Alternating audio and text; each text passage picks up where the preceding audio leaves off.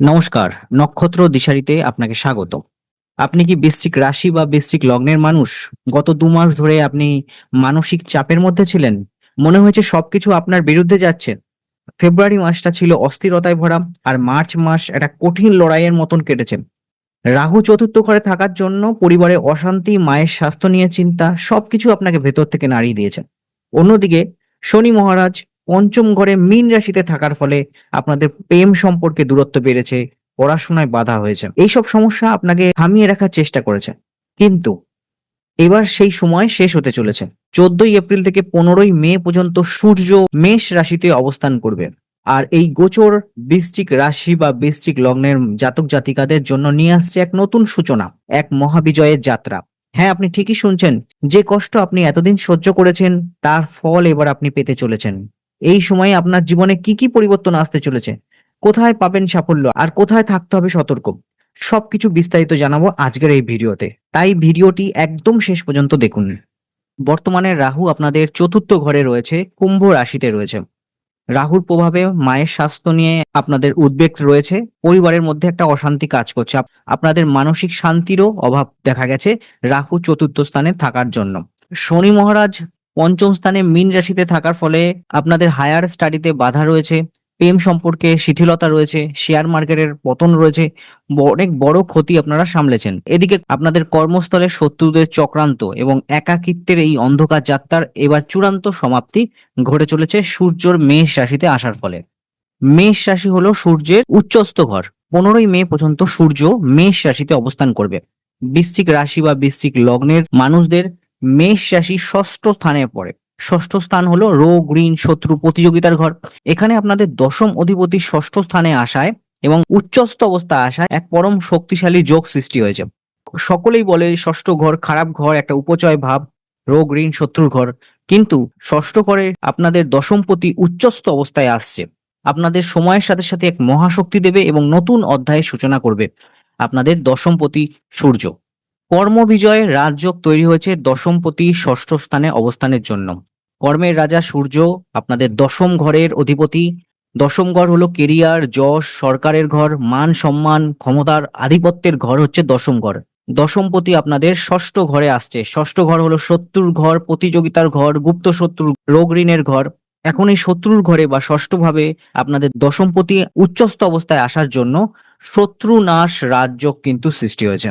যেহেতু আপনারা বৃশ্চিক রাশি বা বৃশ্চিক লগ্নের মানুষ, আপনাদের লগ্নপতি বা রাশিপতি মঙ্গল, সূর্য এবং মঙ্গলের যৌথ মহাশক্তি আপনারা পেতে চলেছেন। মেষ রাশি মঙ্গলের ঘর, সেখানে সূর্য উচ্চস্থ অবস্থায় হয়, কারণ রাজা তার সেনাপতির ঘরে স্বাচ্ছন্দ্য বোধ করে। মেষ রাশির অধিপতি মঙ্গল, জ্যোতিষশাস্ত্রে মঙ্গলকে সেনাপতি মর্যাদা দেওয়া হয়েছে। সূর্য রাজা হলে মঙ্গল সেনাপতি। রাজা তার সেনাপতির ঘরে আসছে, যেখানে উচ্চস্থ অবস্থায় পরম শক্তিশালী যোগ। সূর্য আপনাদের আত্মবিশ্বাস বাড়িয়ে তুলবে, মঙ্গল আপনাদের সাহস এবং লড়াইয়ের সামর্থ্য বাড়িয়ে দেবে। সূর্য আর মঙ্গলের দ্বৈত মহাশক্তি আপনাদের জীবনের এক অপরূপ শক্তি জাগরণ ঘটাতে চলেছে। আপনাদের শত্রুনাশ এবং কর্মক্ষেত্রে বিজয় অসম্ভবই। সূর্যের এই গোচরের ফলে আপনারা দু ধরনের ফল পাবেন। এক, আপনাদের বিরুদ্ধে যারা ষড়যন্ত্র করছিল, সূর্যের তেজে তারা নিজেরাই ভস্ম হয়ে যাবে। তাদের ষড়যন্ত্র বিফলে যাবে, তারা নিজেরাই প্রকাশ্য শত্রুরা ধ্বংস হয়ে যাবে। এবং রাহুর যেহেতু দৃষ্টি রয়েছে আপনাদের ষষ্ঠ ঘরে, চতুর্থ ঘর থেকে রাহু ষষ্ঠ ঘরে দৃষ্টি দিচ্ছে। রাহুর দৃষ্টির কারণে আপনাদের যাদের গুপ্ত শত্রু রয়েছে তারা উন্মোচিত হবে। গুপ্ত শত্রু আর লুকিয়ে থাকতে পারবে না, আপনারা নিজেরাই বুঝে যাবেন কে আপনার শত্রু। প্রমোশন, বসের স্বীকৃতি আপনারা পেতে চলেছেন। অফিসে যে পলিটিক্স হয়েছিল আপনাকে নিয়ে এতদিন, সেই পলিটিক্সের অবসান ঘটতে চলেছে। সরকারি চাকরিতে আসতে চলেছে সাফল্য। আপনারা যদি ট্রান্সফারের অপেক্ষা করে থাকেন, এই সময়ে ট্রান্সফারের সুযোগ রয়েছে।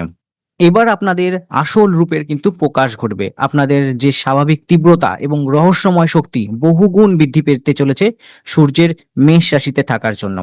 আপনাদের ভেতরে এক নতুন শক্তির জন্ম নেবে, যা আপনাদের আত্মবিশ্বাসকে ফেরাবে। সূর্যের দৃষ্টি আপনাদের দ্বাদশ ভাবের ওপর পড়ছে। উচ্চস্থ সূর্যের দৃষ্টি দ্বাদশ ভাবে পড়ার জন্য অপ্রয়োজনীয় খরচ আপনাদের কমবে। বিদেশ যাত্রা, বিদেশি ক্লায়েন্ট আপনারা পেতে পারেন। যারা ফ্রিল্যান্সিং এর কাজ করেন, ফরেন ক্লায়েন্টের সাথে আপনাদের কমিউনিকেশন হতে পারে। ইমিগ্রেশনের কাজ যদি আটকে থাকে, সেই কাজের সমাধান ঘটবে। আপনাদের আটকে থাকা পেমেন্ট ফিরে পাবেন। ব্যবসা ও আয়ের নতুন নতুন রাস্তা খুলবে, যা দিয়ে আপনারা পুরনো ঋণ থাকলে সেটা মেটাতে পারবেন। আপনাদের রোগের ওপরেও কিন্তু বিজয় ঘটতে চলেছে। ষষ্ঠ ঘর, রোগ ঋণ শত্রুর ঘর। আপনাদের রোগের ওপরেও বিজয় ঘটতে চলেছে। শরীরের মধ্যে এক প্রাণ শক্তির বিস্ফোরণ ঘটবে। দীর্ঘস্থায়ী কোনো রোগের চিকিৎসার দ্রুত ও ইতিবাচক ফলাফল মিলবে আপনাদের। এই আপনাদের ভেতরে যে মহাশক্তির জাগরণ ঘটবে, সেই মহাশক্তির সাথে সাথে আপনাদের কিন্তু দায়িত্ব নিতে হবে। ৫টা সতর্কতা আপনাদের বলে দেব। রাহু চতুর্থ ঘরে থাকবে। মায়ের স্বাস্থ্য এবং সম্পত্তির সিদ্ধান্তের বিষয়ে চরম সতর্কতা প্রয়োজন। সূর্য ও মঙ্গলের যে যৌথ শক্তি, এর ফলে আপনাদের রাগ ক্রোধ বাড়তে পারে। অকারণে তর্ক করতে যাবেন না। শত্রুদের এড়িয়ে চলবেন। নিজের থেকে লড়াইয়ে যাবেন না। প্রতিশোধ নেবেন না। শত্রু অটোমেটিক্যালি সূর্যের তেজে আপনার শত্রু ধ্বংস হবে। আপনি নিজে থেকে লড়াইয়ে যাবেন না। অতিরিক্ত পরিশ্রম হবে। ষষ্ঠ ঘর কাজেরও ঘর। শরীরকে আপনাদের বিশ্রাম দিতে হবে। প্রচুর জল পান করবেন আপনারা। সন্তান ও বিনিয়োগের ক্ষেত্রে পঞ্চম ঘরে শনি রয়েছে। শেয়ার মার্কেট, ক্রিপ্টোকারেন্সি, এইসব যে ইনভেস্টমেন্ট, সেগুলো কিন্তু এড়িয়ে চলবেন। প্রেমের সম্পর্কের ক্ষেত্রে বলবো ধৈর্য ধরবেন। অযথা তর্কে যাবেন না, আর্গুমেন্টে করবেন না। ধৈর্য ধরুন, সব ঠিক হয়ে যাবে। 15ই মে পর্যন্ত আপনাদের একটা রোড ম্যাপ বলে দিচ্ছি। কেরিয়ারে পদক্ষেপের জন্য নতুন চাকরি পেতে পারেন, প্রমোশন পেতে পারেন। শত্রু থেকে দূরত্ব রাখবেন। যারা আপনার ক্ষতি চায়, সরাসরি তর্ক না করে নীরবতা পালন করে দূরে থাকবেন। মায়ের আশীর্বাদ নেবেন। যদি মায়ের থেকে দূরে থাকেন, দূরত্ব মেটান। ঘরের শান্তি বজায় রাখুন। মায়ের আশীর্বাদ নিন। পাওনা টাকা আদায়ের জন্য চাপ দেবেন। এই সময় আপনাদের পাওনা বকেয়া টাকা কিন্তু ফেরত আসবে। ভোরে উঠবেন, শারীরিক কসরত করবেন, শক্তি অপচয় করবেন না। আধ্যাত্মিক সাধনা করবেন, ধ্যান করবেন, প্রাণায়াম করবেন। গুপ্তবিদ্যা যারা করেন তারা চর্চা শুরু করবেন। দেখুন, সূর্য মেষ রাশিতে আসার ফলে সকল বৃশ্চিক রাশি বা লগ্নের মানুষদের সমান ফল হবে না। প্রত্যেকের আলাদা আলাদা ফল হবে। সর্বোচ্চ ফল পেতে 3টে গ্রহের প্রতিকার করতে পারেন। সূর্য, মঙ্গল এবং শনি। এই 3টে গ্রহের প্রতিকার আপনারা করলে আপনাদের এই সময়ে সর্বোচ্চ ফল পাবেন। কি কি করবেন? কর্ম ও যশ লাভের জন্য সূর্যদেবের আরাধনা করবেন। প্রত্যেকদিন সূর্য প্রণাম করুন। প্রতিদিন অর্ঘ্য দান করুন। সূর্যোদয়ের সময় তামার পাত্রে জল, লাল ফুল ও গুড় মিশিয়ে সূর্যদেবকে অর্ঘ্য দিন এবং ওং হ্রিং সূর্যায় নমঃ 108 বার উচ্চারণ করুন। আদিত্য হৃদয় স্তোত্র পাঠ করুন। প্রত্যেকদিন বিকালে পাঠ করুন। অন্তত 21 বার এই শ্লোক জপ করুন। আর রবিবারের ক্ষেত্রে বিশেষ ব্রত পালন করুন। যদি আপনাদের জন্মছকে সূর্য দুর্বল থাকে, রবিবার নুন ছাড়া খাবার খাবেন। গম, গুড়, তামার পাত্র বা লাল রঙের বস্ত্র আপনারা দান করতে পারেন সূর্যকে স্ট্রং করার জন্য। মঙ্গলের প্রতিকারের জন্য প্রত্যেক মঙ্গলবার হনুমান মন্দিরে লাল সিঁদুর ও লাল ফুল অর্পণ করুন। মুসুর ডাল দান করুন এবং হনুমান চল্লিশা পাঠ করুন। আর শনিদেবের প্রতিকার হিসাবে বলবো, শনিবার দিন অশ্বত্থ গাছে সর্ষের তেলের প্রদীপ জ্বালান। কালো তিল, বিউলির ডাল, জুতো দান করুন। দরিদ্র শিশুদের পড়াশোনার সামগ্রী, বই আপনার কিনে দিয়ে সাহায্য করুন।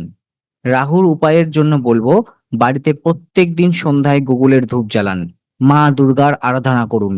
বুধবার বা শনিবার নারকেল ও কালো কাপড় দান করুন। শারীরিক ও মানসিক মহাশক্তির জন্য প্রত্যেক দিন সকালে 12 বার সূর্য নমস্কার করুন। মহামৃত্যুঞ্জয় মন্ত্র পাঠ করুন। এগুলো করলে আপনাদের ষষ্ঠ ভাবের রোগ ধ্বংস হবে, আয়ু বৃদ্ধি হবে। আপনারা বৃশ্চিক রাশি বা বৃশ্চিক লগ্নের মানুষ। স্বাভাবিকভাবে গভীর রহস্য এবং দুর্ভেদ্য শক্তির অধিকারী আপনারা। 15ই মে পর্যন্ত উচ্চস্থ সূর্য সেই সুপ্ত শক্তিকেই জাগিয়ে তুলবে। নিজের লক্ষ্যে এগিয়ে চলুন। জয় আপনাদের হবেই হবে। হর হর মহাদেব।